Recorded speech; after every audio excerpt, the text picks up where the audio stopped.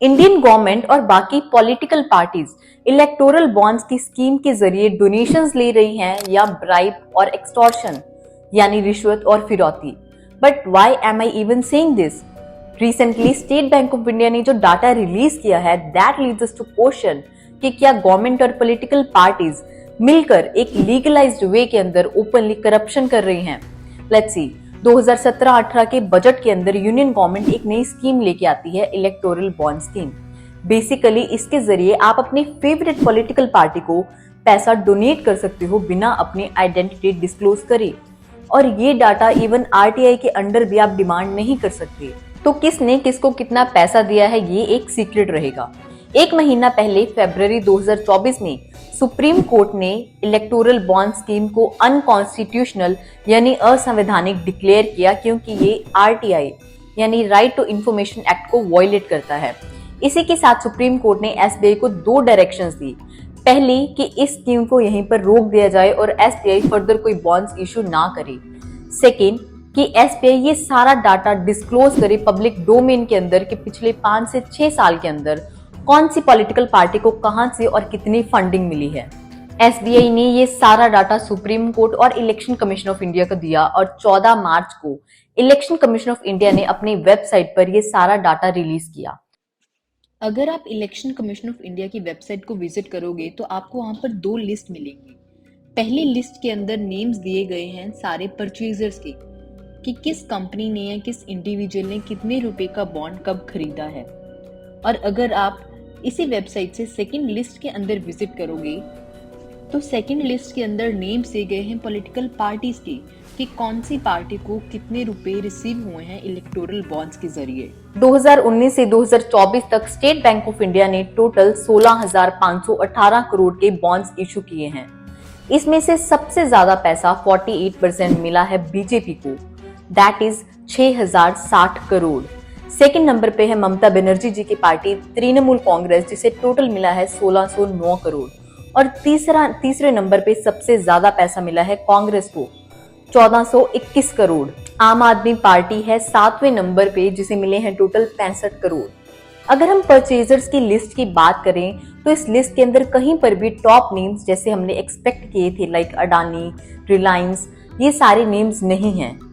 लेकिन इस लिस्ट के अंदर जो टॉप 30 डोनर्स हैं उसमें से 14 कंपनीज ऐसी हैं जिन्हें या तो पिछले कुछ सालों के अंदर probe agencies like enforcement directorate, CBI या इनकम टैक्स ने रेड किया है, या इन्हें कुछ बड़े इंफ्रास्ट्रक्चर प्रोजेक्ट्स मिले हैं। बायर्स की लिस्ट में टॉप पर है future gaming and hotel services. ये एक तमिलनाडु बेस्ड फर्म है जो लॉटरी की बिजनेस के अंदर इन्वॉल्व है। इसके फाउंडर सैंटियागो मार्टिन को लॉटरी किंग ऑफ इंडिया भी बोला जाता है। इस कंपनी ने सबसे ज्यादा पिछले 5 साल के अंदर 1368 करोड़ डोनेट किए हैं। And the fun fact is कि इस कंपनी का नेट प्रॉफिट है 215 करोड़। तो पिछले 5 साल के अंदर 200 करोड़ रुपए कमाने वाली कंपनी 1300 करोड़ रुपए कैसे डोनेट कर सकती है, विच सिंपली मीन्स कि ये पैसा ब्लैक मनी है। अदरवाइज कंपनी के बुक्स के अंदर इसका रिकॉर्ड होता। तो क्या हमारी पॉलिटिकल पार्टीज या हमारी गवर्नमेंट ब्लैक मनी यानी काले पैसे से अपनी पार्टीज को और हमारी कंट्री को रन कर सकती हैं? 2 अप्रैल 2022 को एनफोर्समेंट डायरेक्टरेट ने इस कंपनी के 409 करोड़ के असेट्स को फ्रीज किया और उसके एग्जैक्टली 5 दिन बाद 7 अप्रैल 2022 को इस कंपनी ने 100 करोड़ के इलेक्टोरल बॉन्ड्स खरीदे। अब इसके दो ही आंसर्स हो सकते हैं। पहला कि इस कंपनी ने गवर्नमेंट को ब्राइब दी या किसी पॉलिटिकल पार्टी को ब्राइब दी इस केस से बचने के लिए, या दूसरा कि ईडी को भेजा ही गया था इनसे पैसे निकलवाने के लिए यानी एक्सटॉर्शन के लिए। सेकंड टॉप डोनर है mega engineering and infrastructure limited, जिसने टोटल 966 करोड़ डोनेट किए हैं। द शॉकिंग थिंग इज कि 2019-20 के अंदर इस कंपनी ने इलेक्टोरल बॉन्ड्स खरीदे और 2020 के अंदर इस कंपनी को जम्मू कश्मीर के अंदर एक ऑल वेदर रोड टनल बनाने का प्रोजेक्ट मिला। अगस्त 2020 में मेगा इंजीनियरिंग एंटरप्राइजेस को 4500 करोड़ का जोजिला टनल प्रोजेक्ट मिला। तो उसके एक महीने बाद अक्टूबर 2020 के अंदर इस कंपनी ने 20 करोड़ के इलेक्टोरल बॉन्ड्स खरीदे। यही नहीं, अप्रैल 2023 में मेगा इंजीनियरिंग ने 100 करोड़ के इलेक्टोरल बॉन्ड्स खरीदे और उसके एक महीने बाद इस कंपनी को बीजेपी की महाराष्ट्र गवर्नमेंट से 14,400 करोड़ का प्रोजेक्ट मिला।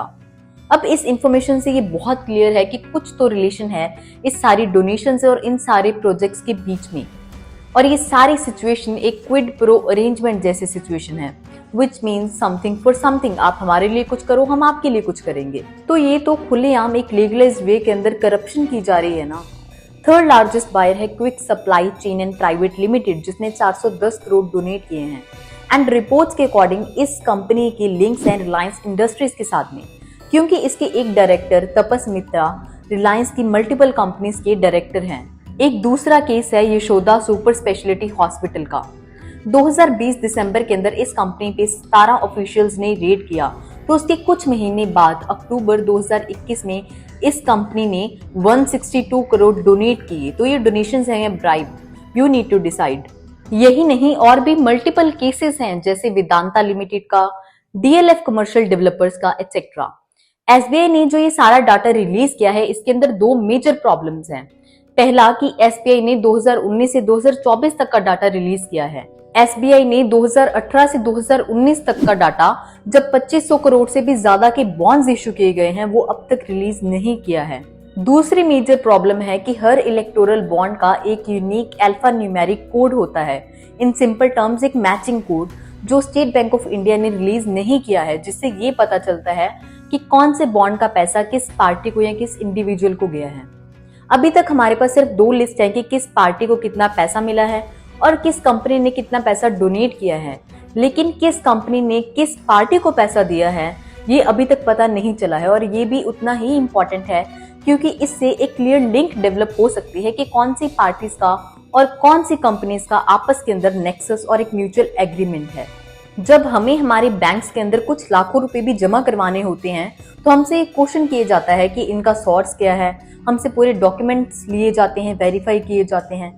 तो एसबीआई ने इतने हजारों करोड़ के बॉन्ड्स इशू किए, तो इन कंपनीज से वेरिफिकेशन नहीं किया कि इन कंपनीज का जब प्रॉफिट इतना नहीं है, तो ये कंपनीज हजारों करोड़ रुपए डोनेट कैसे कर रही हैं। सुप्रीम कोर्ट ने एसबीआई को ये डायरेक्शंस दी हैं कि इन अल्फा न्यूमेरिक कोड्स को भी रिलीज किया जाए पब्लिक डोमेन के अंदर। जहां पे इस स्कीम की स्टार्टिंग से ही सारी ऑपोजिशन पार्टीज इस स्कीम के अगेंस्ट थी कि ये अनकॉन्स्टिट्यूशनल है, इलीगल है, वहीं इन सारी पार्टीज को भी लाखों करोड़ों रुपए मिले हैं इस स्कीम के जरिए। What do you think about this entire incident, or I can say scam? Do let me know in the comment section, and for more such informative videos keep following.